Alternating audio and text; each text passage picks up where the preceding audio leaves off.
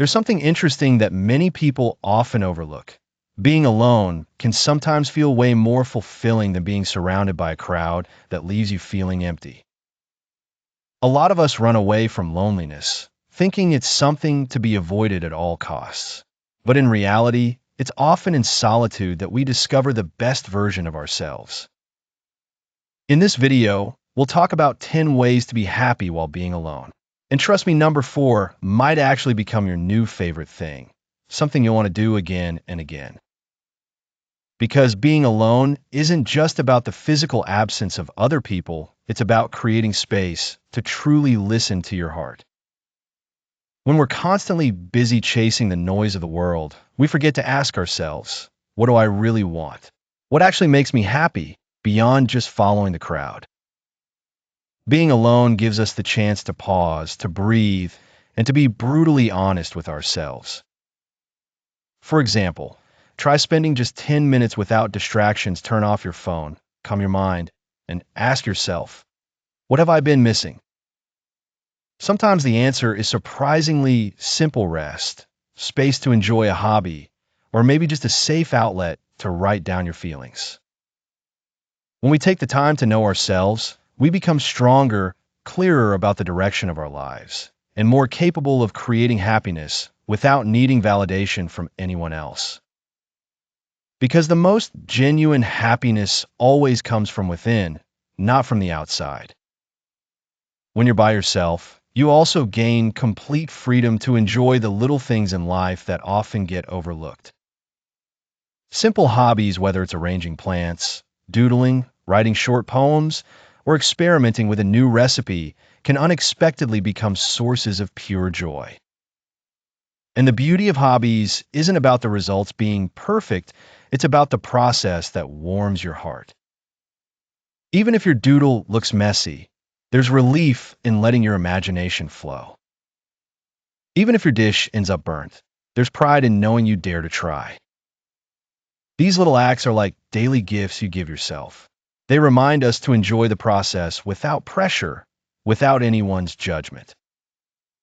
And surprisingly, these small hobbies often generate positive energy that helps us face the day with more enthusiasm. Then there are rituals, tiny promises we make to ourselves. They don't have to be complicated. In fact, the simpler, the better. Maybe it's making a cup of coffee every morning while sitting by the window, or writing down 3 things you're grateful for before bed. From the outside, it might look insignificant, but for the heart, it can feel like a sacred moment that brings calm and meaning. Over time, these daily rituals create patterns of happiness that your body and mind begin to look forward to. And here's the fun part. Once you're used to them, you'll actually miss them when you skip them. So if life feels like it's rushing past too quickly, try starting with one tiny daily ritual. Consistency beats size every time. Solitude is also the best time to grow. Without distractions, we finally have room to learn something new, no matter how small. Maybe you've been putting off learning guitar, diving into that book that's been sitting on your shelf for years, or trying a new kind of workout. This is your chance. Learning doesn't have to be about achieving a big milestone. It can simply be about the joy of the experience. Cooking a simple recipe, for instance, might not taste restaurant quality, but the satisfaction of enjoying it on your own is priceless. Reading even just one chapter of a book before bed, consistently, gives you the sense that you're moving forward. Growth doesn't have to be dramatic. It's about feeding your curiosity and having the courage to try. Now let's talk about silence. In today's fast-paced world, stillness feels strange, almost uncomfortable. But it's in those quiet moments that we discover hidden beauty.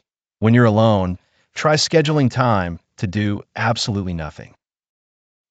Turn off your notifications, step away from social media, and just let your mind flow freely. At first, it might feel awkward or even restless, but slowly you'll begin to hear your own heart again. You'll notice how tired your body really is, how noisy your thoughts have become, and how many small things you've been ignoring. Silence isn't laziness, it's a reset button. Just like a computer that needs restarting, our minds and souls need downtime too. And often, from that quiet space, new ideas and fresh clarity will emerge. Nature is another incredible healer. When you're alone, take a walk in the park, watch the leaves fall, or simply sit and admire the evening sky. The peace that nature offers is difficult to put into words. Even the smallest interactions, feeling the breeze, hearing birds sing, can lighten your heart. Try going for a walk without earphones, letting nature itself be the soundtrack. Notice the rhythm of your steps. Enjoy the journey without rushing to a destination.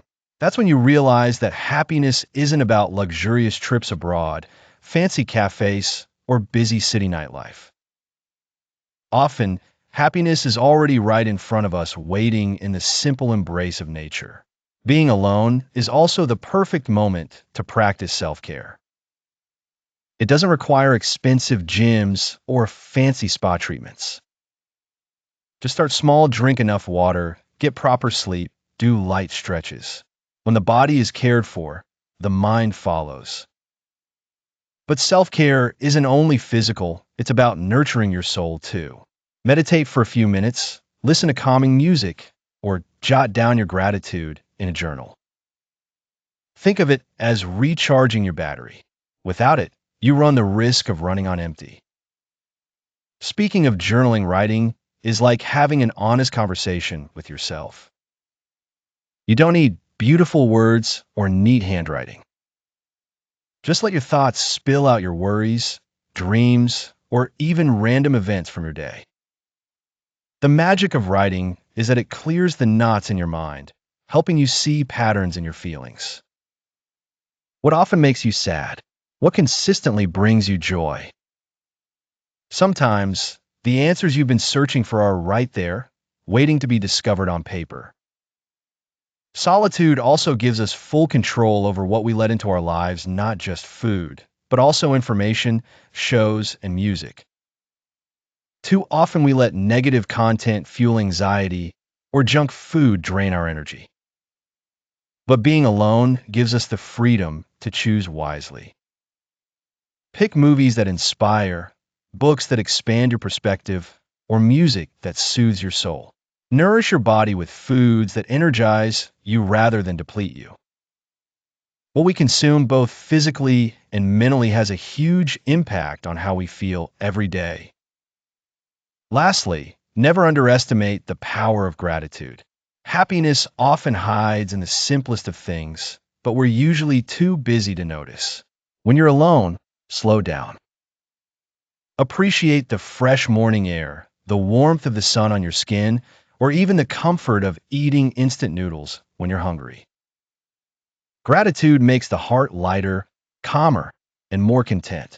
It turns solitude into fullness, not emptiness. At the end of the day, being happy alone isn't about filling every second with activity, it's about making peace with yourself. Solitude allows us to know, care for, and love ourselves more deeply. The 10 steps I've shared are just entry points. The real key is inside of you. Remember, happiness doesn't need to be hunted outside, it can bloom from within. So, don't fear being alone. Use it as a moment to grow closer to yourself. Because once you're comfortable with solitude, you'll no longer be easily shaken by the outside world. And from that place of strength, you'll be better prepared to share your happiness with others. Solitude isn't the end, it's the beginning of discovering your true strength.